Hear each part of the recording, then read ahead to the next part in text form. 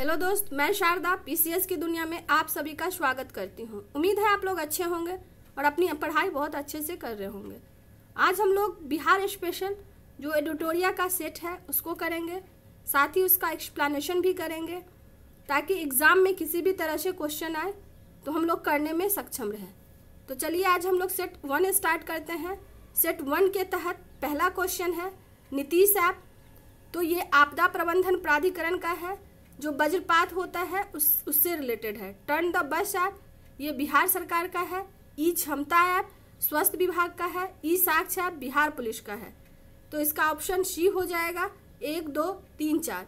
But हमको पता होना चाहिए जो टर्न द बस ऐप है किस लिए शुरू किया गया है, यही पूछ दे आपसे। क्षमता ऐप किस लिए शुरू किया गया है और ई साक्ष्य ऐप क्या है। तो चलिए हम लोग थोड़ा सा देख लेते हैं। टर्न द बस ऐप नाम से लग रहा है कि बस से रिलेटेड कुछ होगा, लेकिन नहीं। यह जो है बिहार राज्य जो हमारा शिक्षा बोर्ड है उसके तहत जो बच्चे पढ़ रहे हैं, ध्यान दीजिएगा, यह सिर्फ बिहार राज्य शिक्षा बोर्ड के तहत जो बच्चे 10वीं से 12वीं तक पढ़ रहे हैं उनके लिए यह ऐप शुरू किया गया है। तो आप बस ये याद रखिएगा, ई क्षमता ऐप नाम में ही है क्षमता, मतलब किसके क्षमता में विकास करना, जो नर्सिंग कॉलेज के विद्यार्थी हैं उनको क्षमतावान बनाना, और यह हेल्थ डिपार्टमेंट के द्वारा शुरू किया गया है। ई साक्ष्य ऐप यह बिहार पुलिस के द्वारा शुरू किया गया है। एक्चुअली अभी जो भारतीय न्याय संहिता जो तीनों आया है उसमें फॉरेंसिक साथ ही जो साक्ष्य है उसको ई साक्ष्य को भी अब मान्यता दिया जाएगा। तो यह जो है हमारा ICJS यानी इंडियन कोर्ट जस्टिस प्लेटफॉर्म का एक हिस्सा है। साथ ही इसके तहत जो एक प्लेटफॉर्म होगा जिसपे पुलिस सारे साक्ष्य को ऑनलाइन डिजिटलीकरण कर देगी और यह कोर्ट के समक्ष आसानी से प्रस्तुत किया जाएगा ताकि जो न्याय है वो तुरंत हो सके। दूसरा क्वेश्चन है बिहार सरकार द्वारा कहाँ देश का चौथा तथा राज्य का पहला शेर प्रजनन केंद्र स्थापित किए जाने की घोषणा की गई है। तो ये इम्पोर्टेंट है, ये राजगीर में किया गया है। प्रधानमंत्री मोदी जी द्वारा Nabinagar super thermal power project चरण 2 का शिलान्यास किया गया। यह बिहार के किस जिले में है? यह बिहार के औरंगाबाद जिले में है। इसमें आपको 3 पॉइंट याद रखना है कि Nabinagar super thermal power project है कहाँ, औरंगाबाद में है। और एक्चुअली ये जो Nabinagar super thermal power project है यह इसका उद्घाटन किसने किया? मोदी जी ने। अगला क्वेश्चन से आप लोग रूबरू हुई होंगे। वैभव सूर्यवंशी IPL इतिहास में 14 साल 32 दिन के उम्र में शतक लगाने वाले सबसे कम उम्र के खिलाड़ी बन गए हैं। वैभव सूर्यवंशी बिहार के किस जिला से संबंध रखते हैं? तो ये समस्तीपुर से संबंध रखते हैं। 5वां जो क्वेश्चन है, मुख्यमंत्री नीतीश कुमार ने महिला संवाद अभियान की शुरुआत की है। इस कार्यक्रम के जरिए राज्य सरकार 2 करोड़ महिलाओं तक पहुंचने का लक्ष्य रखा है। यह कार्यक्रम निम्न विभाग या मंत्रालय का है। तो ये ग्रामीण विकास विभाग का है। तो इसमें आपको क्या याद रखना है? महिला संवाद अभियान ये किनके द्वारा शुरू किया गया है? मुख्यमंत्री नीतीश कुमार के द्वारा। ये जो महिला संवाद अभियान है इसका क्या उद्देश्य है? 2 करोड़ महिलाओं तक पहुंचना। और यह किस मंत्रालय के द्वारा शुरू किया गया? ग्रामीण विकास विभाग के द्वारा। बिहार सरकार के आगामी लक्ष्य से संबंधित निम्नलिखित कथनों पर विचार करें। इस तरह के भी क्वेश्चन बहुत इंपॉर्टेंट होते हैं, या तो सीधा 1 लाइनर दे दे या फिर आपको स्टेटमेंट बेस दे दे। तो पहला है शून्य कार्बन उत्सर्जन बिहार सरकार कब तक प्राप्त करना चाहता है? 2070। दूसरा है हेपेटाइटिस पूरी तरह से खत्म करने का लक्ष्य कब तक रखा गया है? 2030। तीसरा है बिहार से एड्स को समाप्त करने का लक्ष्य 2030 तक है। 100% साक्षरता प्राप्त करने का लक्ष्य 2035 तक है। तो ये साक्षरता प्राप्त करने का लक्ष्य 2035 नहीं है बल्कि 2030 है। तो चौथा गलत हो जाएगा, 1, 2, 3 सही हो जाएगा। तो इसका ऑप्शन सी हो जाएगा। जो 7वां क्वेश्चन है वो है आपका नंदनगढ़ महोत्सव 2025 के संबंध में ये असत्य कथन पूछ रहा है, कौन सा है? तो असत्य कथन इसका आयोजन पूर्वी चंपारण में किया गया, तो ये गलत है। इसका जो है वो पश्चिम चंपारण में किया गया। यह बिहार के कला एवं संस्कृति युवा विभाग के द्वारा किया गया, बिल्कुल सही। यह पश्चिम चंपारण के जिला प्रशासन के संयुक्त तत्वाधान में किया गया, बिल्कुल सही। महोत्सव का आयोजन साहू जैन स्टेडियम में किया गया। तो ये सारा सही है। एक्चुअली ये जो नंदनगढ़ महोत्सव है आप पढ़ते होंगे, इसका आयोजन 8 वर्ष के पश्चात किया जा रहा है। इसका उद्घाटन याद रखिएगा किनके द्वारा किया गया, तो ये SC/ST मंत्री हैं जगत राम, उनके द्वारा किया गया। तीसरा, इसका जो आयोजन करता है कला संस्कृति एवं युवा विभाग, जो आपने ऑप्शन में देखा। साथ ही यह जिला प्रशासन के तत्वाधान यानी संयुक्त यह आयोजन करता थे दोनों। इसका उद्देश्य है, जैसे आप पढ़ते होंगे, अशोक के शिलालेख 2 है, लौरिया अरेराज और लौरिया नंदनगढ़।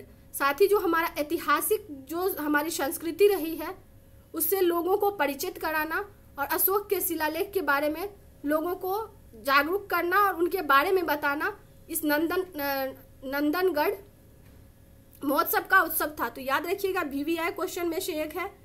आयोजन फिर से मैं रिपीट कर देती हूँ, यह चर्चा में क्यों था। एक्चुअली यह 8 वर्ष पहले किया गया था। अगर स्टेटमेंट बेस दे तो दे सकता है कि जो नंदनगढ़ महोत्सव है वो 8 वर्ष पश्चात इसका आयोजन किया गया है।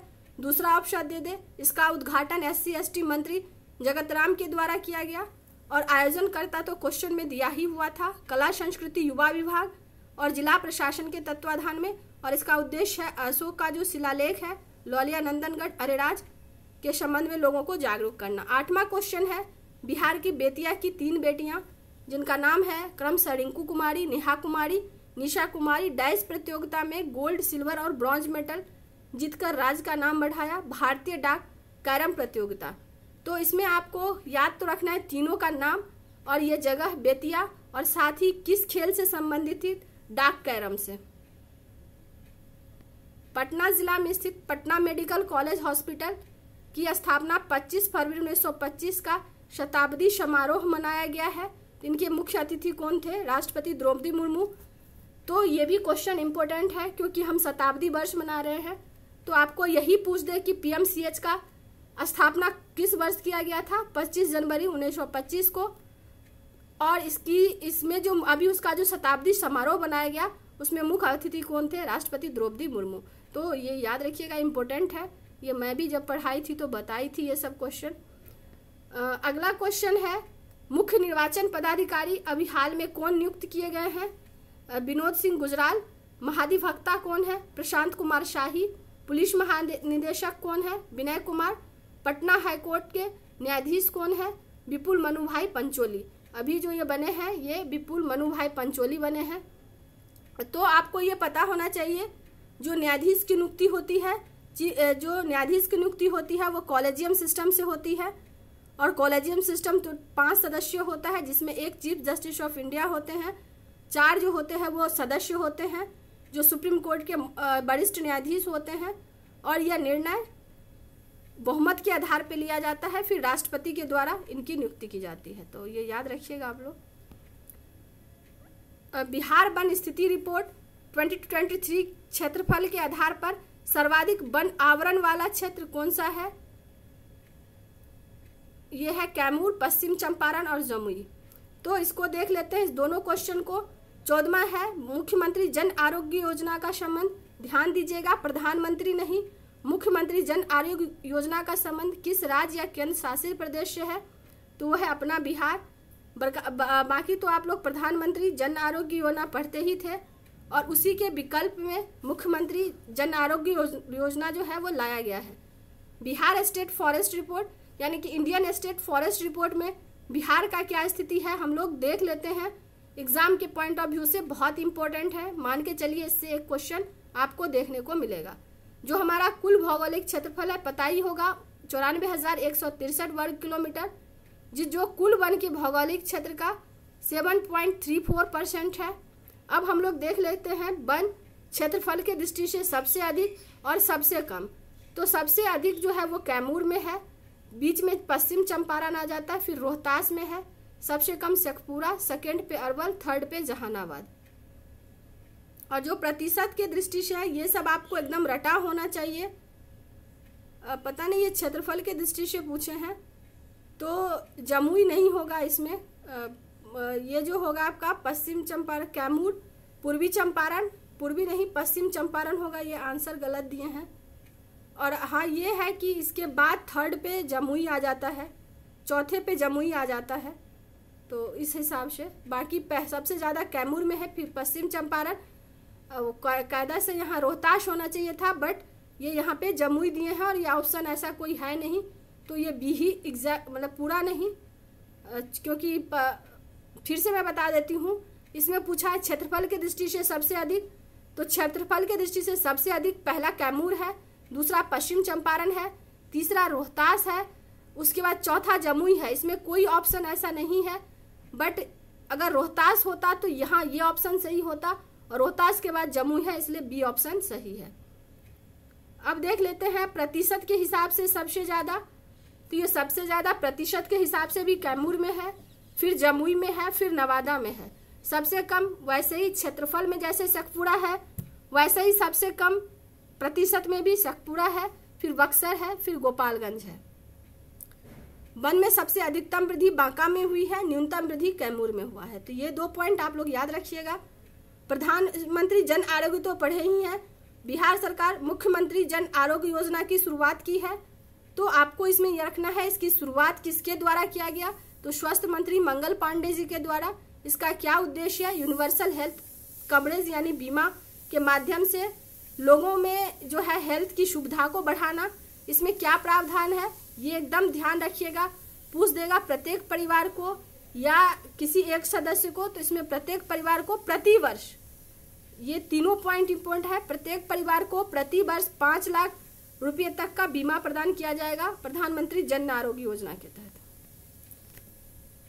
जननायक, सबसे पहले तो आपको यही होना चाहिए, जननायक किनको कहा जाता है, कर्पूरी ठाकुर को। प्रसिद्ध तथा भारत रत्न प्राप्त कर्पूरी ठाकुर सर्वप्रथम 1952 में किस पार्टी से निर्वाचित हुए थे, तो सोशलिस्ट पार्टी से। बिहार विधानसभा परिसर में 85वां अखिल भारतीय पीठासीन अधिकारियों का सम्मेलन का उद्घाटन किसने किया, तो ये लोकसभा के अध्यक्ष की। आपको पता होना चाहिए पीठासीन अधिकारी कौन होते हैं। पीठासीन अधिकारी होते हैं लोकसभा में लोकसभा के अध्यक्ष, राज्यसभा में राज्यसभा के सभापति, वैसे ही विधानसभा में विधानसभा के अध्यक्ष, और किसी भी स्टेट में अगर विधान परिषद है तो उनके सभापति पीठासीन अधिकारी के अंतर्गत आते हैं। राष्ट्रपति द्रौपदी मुर्मू ने साहसिक कार्यों में उत्कृष्टता उपलब्धि के लिए तेजिंग नॉर्वे राष्ट्रीय साहसिक पुरस्कार 2023 से किसे सम्मानित किया है, उदय कुमार, ये सारण से है। तो बस इसमें आपको याद रखना है तेजिंग नॉर्वे राष्ट्रीय साहसिक पुरस्कार से किसे सम्मानित किया गया, उदय कुमार, जो कहाँ के रहने वाले हैं, सारण के। बिहार के मुख्यमंत्री नीतीश कुमार द्वारा कहाँ अटल कला भवन कार्य शुभारंभ किया गया, मुजफ्फरपुर में। 19वां है बिहार सरकार की महत्वाकांक्षी योजना 7 निश्चय 1 और 7 निश्चय 2 के तहत पूरे साल में किस जिला का पहला स्थान मिला, ये बक्सर को मिला है, ये भी इम्पोर्टेंट है आपका। बिहार जातीय जनगणना के संबंध में निम्नलिखित कथनों पर विचार करें, उपयुक्त में से कौन सा कथन सही है पूछ रहा है। तो कथन 1 कहता है कि राज्य की कुल जनसंख्या 13,07,25,310 है। ये आंकड़ा आप लोग याद रखिए, ये मेंस में भी काम आ सकता है अगर पूछ दिया तो। कुल जो पिछड़ी जाति और अति पिछड़ी जाति संयुक्त रूप से राज्य के कुल आबादी का 63% है। जो थर्ड कथन है, कुल आबादी में सबसे कम आबादी सिख धर्म के लोगों की है। तो ये 1 और 2 है, ये सिख नहीं है, ये जैन धर्म जो है वो सबसे कम है। नवीनतम आंकड़ों के अनुसार बिहार में सबसे अधिक बागवानी भूमि किस जिला में है, मुजफ्फरपुर में। और मुजफ्फरपुर को पता ही है, जो शाही लीची है उसको जीआई टैग प्राप्त किया गया है, प्रदान किया गया है। बिहार में खेलो इंडिया यूथ गेम 2025 में असत्य कथन पूछ रहा है, तो अच्छे से क्वेश्चन को पढ़िएगा। सबसे पहले सत्य और असत्य को ही टिक करिएगा। तो पहला ऑप्शन है खेलो इंडिया यूथ गेम का, ये 7वां संस्करण था जो बिहार के 5 जिले क्रमशः पटना, राजगीर, बेगूसराय, गया जी और भागलपुर में किया गया, बिल्कुल सही है। खेलो इंडिया यूथ गेम 2025 का जो शुभारंभ था गज सिंह था, बिल्कुल सही है। इसका मेजबान बिहार के 38 नहीं 36 पदक जीता और 15वां स्थान प्राप्त किया, ये सही है, बट कुल 38 पदक नहीं जीते थे, तो तीसरा गलत हो जाएगा। तो ऑप्शन हो जाएगा 1, 2। ये जो गज सिंह है हम लोग देख लेते हैं पूरा खेलो इंडिया यूथ गेम को। ये जो गज सिंह है एक्चुअली पाल शासक का शक्ति का प्रतीक था, इसमें गज और सिंह का कॉम्बिनेशन है। ये जितने भी उस समय के मंदिर होते थे उन पे इनको उकेरित किया जाता था। जो खेलो इंडिया यूथ गेम है उसका आयोजन बिहार में पहली बार किया गया था 4 से 15 मई के बीच में, जो देख ही चुके हैं कहाँ कहाँ किया गया। भागलपुर, बेगूसराय, पटना, गयाजी, नालंदा में किया गया। इसका शुभंकर गज सिंह था और यह पाल वंश के अभिलेख से लिया गया है। जो बोधगया और नालंदा के अभिलेख से, जो पाल शासक के अभिलेख थे वहां से प्राप्त हुआ था। यह स्तंभ और मंदिर पर उकेरित किए जाते थे, देख ही चुके हैं। और एक बात और ध्यान रखिएगा, जो इसका शुभंकर था इसका उद्घाटन, गज सिंह का उद्घाटन नीतीश कुमार जी ने किया था। बट जो खेलो इंडिया यूथ गेम का खेल का उद्घाटन किया गया था, शुभारंभ किया गया था, वो प्रधानमंत्री मोदी जी के द्वारा किया गया था। इसका जो थीम सॉन्ग था खेल के रंग बिहार के संग, इसमें जो पदक तालिका में है शीर्ष पे महाराष्ट्र रहा था। महाराष्ट्र कुल 158 पदक जीता था, हरियाणा 117, बिहार कुल पदक 36 जीता था, जिसमें गोल्ड ये भी जो कौन से में कितना जीता इसको भी याद रखिएगा। टोटल 36 पदक जीता, जिसमें 36 में 7 जो है वो गोल्ड जीता, 11 रजत जीता और 18 कांस्य जीता। और टोटल ओवरऑल में इसका स्थान जो था वो 15वां था। जो अगला क्वेश्चन है, बिहार सरकार के द्वारा खेल विश्वविद्यालय के कुलपति के रूप में किन्हें नियुक्त किया गया है। मैं कई बार बताई हूँ, बिहार का पहला खेल विश्वविद्यालय कहाँ स्थापित किया जाएगा, राजगीर में। और इसके पहले जो कुलपति हैं वो शिशिर कुमार सिन्हा जी हैं। और ये भी याद रखिएगा ये किस फील्ड से है, ये प्रशासनिक पदाधिकारी थे। एक्चुअली ये बीपीएससी के अध्यक्ष भी रह चुके हैं। और अभी जैसे एग्जाम हुआ था मोटर व्हीकल का, उसमें पूछ दिया था कि जो नालंदा विश्वविद्यालय के कुलपति हैं वो किस क्षेत्र से संबंध रखते हैं। तो ये ना पूछ के कौन है, यही पूछ दे किस क्षेत्र से संबंधित है, तो ये प्रशासनिक क्षेत्र से संबंधित है। तो ये सब पॉइंट आप लोग याद रखिएगा। अगला जो है, किसको कौन सा पुरस्कार दिया गया, 25वां मैथिली भाषा का साहित्य अकादमी पुरस्कार ये दिया गया है नेहा झा मनी को। मैथिली भाषा का साहित्य बाल पुरस्कार 2025 ये प्रदान किया गया है मुन्नी कामत को। ये राष्ट्रीय गौरव पुरस्कार ये डॉक्टर आलोक कुमार को। ये जो राष्ट्रीय गौरव पुरस्कार है इसको स्पेशली ध्यान रखिएगा। और प्रधानमंत्री राष्ट्रीय वीर बालक पुरस्कार, तो ये 2 पुरस्कार को जरूर याद रखिएगा। तो राष्ट्रीय जो गौरव पुरस्कार दिया गया है वो आलोक कुमार को दिया गया है, और जो राष्ट्रीय वीर बालक पुरस्कार दिया गया है वो प्रीति सुमन को। तो ये 2 पॉइंट याद रखिएगा। लोकसभा चुनाव 2024 में बिहार के संदर्भ में असत्य कथन का चयन करिए पूछ रहा है। तो सर्वाधिक मतों से जीतने वाले उम्मीदवार राजभूषण चौधरी थे, जो मुजफ्फरपुर लोकसभा से थे। सही है। लोकसभा चुनाव के 2025 में कुल 5 महिला सांसद ने जीत दर्ज की। तो ये 5 महिला सांसद का नाम जरूर रखिएगा, ये सही है। कुल बिहार के मतदान में 56.62% रहा। यह लोकसभा चुनाव बिहार के 6 चरण में नहीं किया गया था बल्कि 7 चरण में किया गया था। तो इसमें असत्य पूछ रहा है, इसलिए डी हो जाएगा। बिहार सरकार सोनाचूर चावल को जीआई टैग प्रदान करने का प्रस्ताव भेजा है। यह चावल बिहार के किस जिला से संबंधित है? ये एक्चुअली नाबार्ड के द्वारा भेजा गया है, तो यह रोहतास का है। और जितने भी जीआई टैग है इसको मैं कई बार करवाई हूँ, तो एक बार जरूर देख लीजिएगा। जीआई टैग जो है वो डीआईपीपी के द्वारा दिया जाता है और यह टोटल 10 वर्ष के लिए दिया जाता है। भगवान राम और देवी सीता का प्रथम स्थल फुलहर स्थान को विकसित किया जाएगा। यह पवित्र स्थल बिहार के किस जिला में है? यह मधुबनी में है। बस इससे ज़्यादा इसमें कुछ नहीं याद रखना है। बिहार में पहली बार कोकोपीट रिसाइकलिंग परियोजना शुरू करने वाली नगर निगम कौन है? यह पटना नगर निगम है। कोकोपीट रिसाइकलिंग प्रोजेक्ट क्या है? कोको जो होता है ना, जैसे आप लोग नारियल पानी पीते हैं उसके बाद जो उसका कवर होता है उसको फेंक देते हैं, उसी कोको को एकत्र किया जाएगा और उससे उसका रिसाइकिल करके उससे जो है वो ऐसे प्रोडक्ट बनाए जाएंगे जिसका कि बायो प्रोडक्ट बनाए जाएंगे जिसका यूज हो सके। तो ये पहला संयंत्र स्थापित किया गया है पटना नगर निगम के द्वारा। कुमार बाग में विशेष आर्थिक क्षेत्र स्थापित किया जाएगा। ये कहाँ पे है? पश्चिम चंपारण में। इसको भी मैं कई बार कराई हूँ।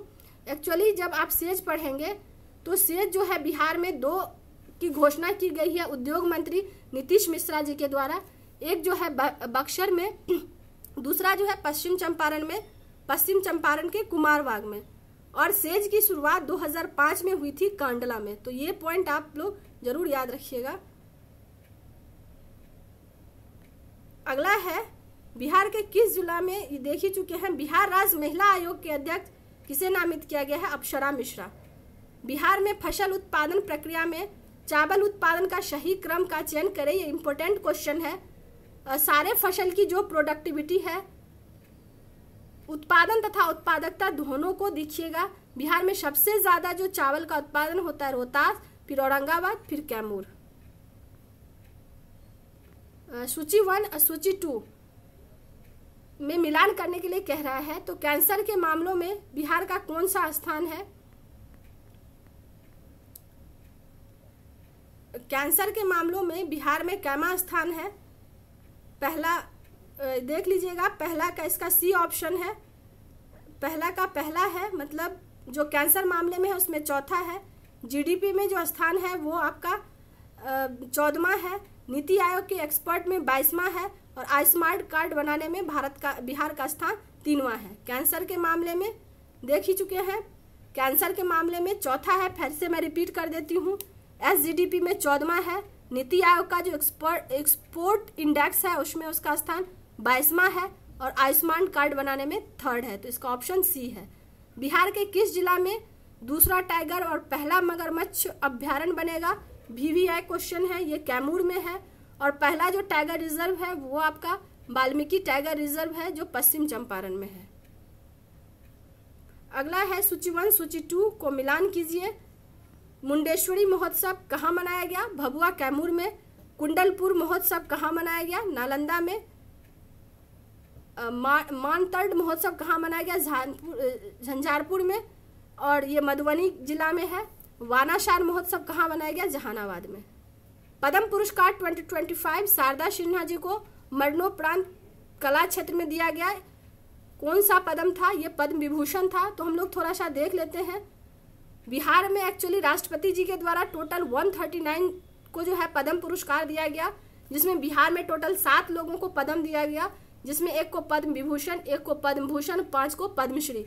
तो उनका नाम जरूर याद रखिएगा। शारदा सिन्हा जी को पद्म विभूषण दिया गया, उन्हें बिहार कोकिला भी कहा जाता है। तो ये सब पॉइंट याद रखिएगा।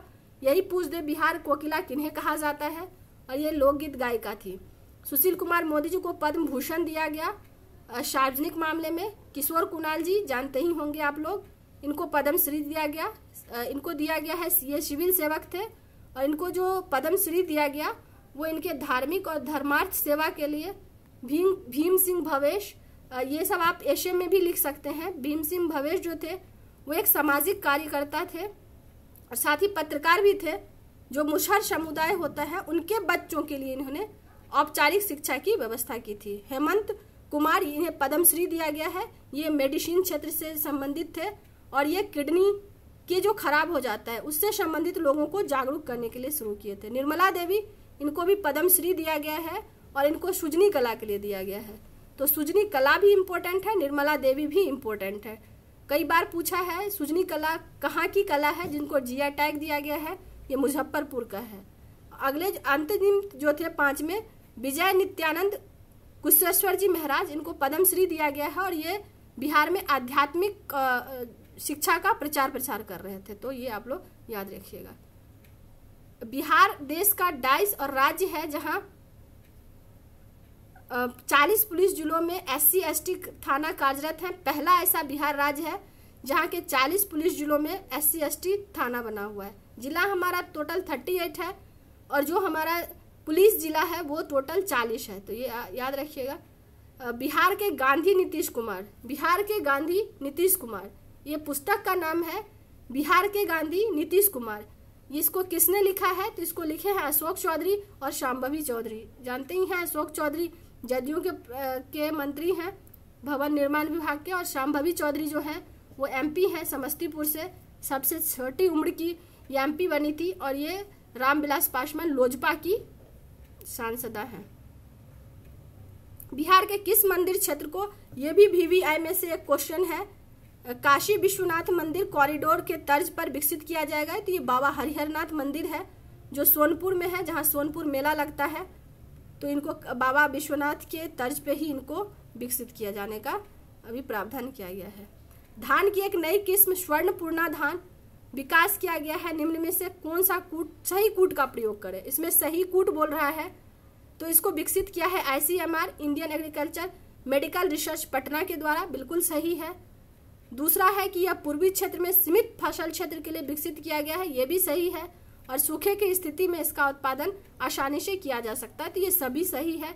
सही कथन का चुनाव करने के लिए कह रहा है। तो फिर से मैं रिपीट कर देती हूँ, क्वेश्चन है स्वर्ण पूर्वी धान, तो इसमें आपको याद रखना है किसके द्वारा विकसित किया गया, ICMR पटना के द्वारा। दूसरा, इसका उपयोग सीमित क्षेत्र में किया जाएगा, और सीमित क्षेत्र से क्या तात्पर्य है, ऐसे क्षेत्रों में किया जाएगा जो सूखा से प्रभावित रहता है। कहने का मतलब ये जो बीज है नई किस्म वो सूखा सहिष्णु है, तो आप लोग ये याद रखिए। 41वां है चंपारण सत्याग्रह के दौरान महात्मा गांधी के सहयोगी बज्र किशोर प्रसाद जी का 149वां जयंती मनाई गई। बज्र किशोर प्रसाद का जन्म बिहार के किस जिला में हुआ था? तो ये सिवान में हुआ था।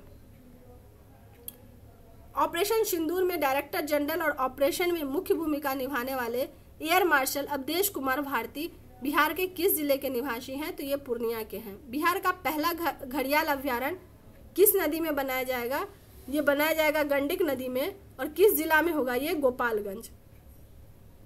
नई दिल्ली में आयोजित स्टार्टअप महाकुंभ 2025 में महारथी अवार्ड बिहार के 3 स्टार्टअप को सम्मानित किया गया है। निम्न स्टार्टअप में कौन सा शामिल नहीं है पूछ रहा है।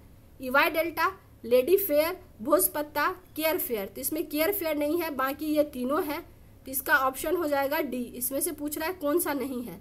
तो आप लोग को इसमें 3-4 पॉइंट याद रखना है। सबसे पहले तो यही कि स्टार्टअप महाकुंभ 2025 का आयोजन कहाँ किया गया? नई दिल्ली में, और इसमें महारथी अवार्ड दिया गया है। उसमें 3 स्टार्टअप थे, जिसमें पहला था लेडी फेयर, दूसरा था भोजपत्ता, तीसरा था EY डेल्टा। इन तीनों को दिया गया है। मिशन दक्ष, ये बहुत इंपॉर्टेंट है, और ये एक्चुअली नेशनल लेवल की न्यूज़ थी, तो ये एग्जाम के पॉइंट ऑफ व्यू से बहुत इंपॉर्टेंट है। मिशन दक्ष, इस मिशन की प्रशंसा हाल में ही केंद्रीय वित्त मंत्री, मैं बोली ये नेशनल लेवल की न्यूज़ थी, क्यों? क्योंकि ये वित्त मंत्री निर्मला सीतारमण जी के द्वारा जब आर्थिक सर्वेक्षण पेश किया जा रहा था तो इसका चर्चा किया गया। तो ये कहाँ की पूछ रहा है, कहाँ का ये मिशन है? तो ये बिहार का है, न उत्तर प्रदेश है, न पश्चिम बंगाल है, न झारखंड, ये बिहार का है, तो इसका ऑप्शन डी हो जाएगा। तो हम लोग देख लेते हैं मिशन दक्ष क्या है। मिशन दक्ष एक्चुअली ड्रॉप जो होता है ना स्कूल में, ड्रॉप आउट, उसको कम करने के लिए शुरू किया गया था। आपको यही पूछ दे मिशन दक्ष का फुल फॉर्म क्या है, तो मिशन दक्ष जो है वो ज्ञान, कौशल और गतिशील दृष्टिकोण, इसमें क्या प्रावधान है इसको एकदम से याद रखिएगा। VVI है, इसका जो प्रावधान है वो है कक्षा 3 से 8 तक जो कमजोर विद्यार्थी होते हैं, स्पेशली हिंदी, मैथ और इंग्लिश के लिए उनको विशेष कक्षा प्रदान किया जाएगा। यानी जो स्कूल जो क्लास होता है सुबह से लेके दोपहर तक वो तो होगा ही, इनके लिए 1 घंटे 1.5 घंटे का अलग से स्पेशल क्लास लिया जाएगा, ताकि इनकी जो कमजोरी है या जिस सब्जेक्ट में ये कमजोर है, स्पेशली 3 सब्जेक्ट पे फोकस किया गया, हिंदी, गणित और इंग्लिश में, तो उसमें उनको और आसान तरीके से समझाया जाए ताकि वो स्कूल छोड़ के ना भागे, और जो हमारा ड्रॉप आउट का जो रेशियो है वो कम हो सके। तो इसका उद्देश्य यही है। तो इसमें कक्षा कहाँ से कहाँ तक है ये याद रखिएगा, 3 से 8 तक का है। ये काफ़ी चर्चा में था, और इसका उद्देश्य है स्कूल छोड़ने की प्रवृत्ति में कम लाना, यानी ड्रॉपलेट रेट को कम करना। स्वदेश दर्शन योजना, ये भी इम्पोर्टेंट है। बिहार के स्वीकृत परियोजना के बारे में सत्य कथन को चयन करिए। कथन पहला है, कौशाली, आरा, मशाद, पटना, राजगीर, पावापुरी एवं चंपापुरी का विकास किया जाएगा। सही बात है। स्वदेश दर्शन के अंतर्गत जितने भी पर्यटक स्थल हैं, चाहे वो धार्मिक हो स्पेशली, तो उनको विकसित किया जा रहा है ताकि बिहार में पर्यटन को बढ़ावा दिया जा सके। सेकंड है, कांवड़िया मार्ग सुल्तानगंज से देवघर तक विकास किया जाएगा। सही है। मदार हिल कहाँ है बताइएगा आप लोग, ये बांका में है, और अंग प्रदेश का विकास किया जाएगा। तो ये सारे सही हैं। देश का पहला बाल कैंसर अस्पताल किस स्थान पे खोला जाएगा, ये भी VVI है। ये फुलवारी शरीफ पटना में खोला गया है। हाल में ही किस राज्य मुख्यमंत्री ने सफाई कर्मचारी आयोग का गठन किया है, तो ये बिहार है। अभी बिहार के द्वारा बहुत सारे आयोग का गठन किया गया है, जैसे सवर्ण आयोग, तो उसी क्रम में एक सफाई कर्मचारी आयोग का भी गठन किया गया है। तो ये भी आप लोग याद रखिएगा। तो आज के लिए 50 टोटल क्वेश्चन थे सेट 1 का। उम्मीद है मेरा ये वीडियो आप लोग को अच्छा लगा हो। प्लीज़ अच्छा लगा हो तो मेरे वीडियो को लाइक कर दीजिएगा। प्लीज़ प्लीज़ प्लीज़ मेरे चैनल को ज़रूर से सब्सक्राइब कर दीजिएगा। और अगर ये PDF लेना हो तो लिंक डिस्क्रिप्शन में दे देते हैं, आप वहाँ से ले सकते हैं। तो आज के लिए बस इतना ही, मिलते हैं फिर बहुत जल्द। Thank you so much. मेरे वीडियो को ज़रूर मेरे चैनल को ज़रूर सब्सक्राइब कर दीजिएगा।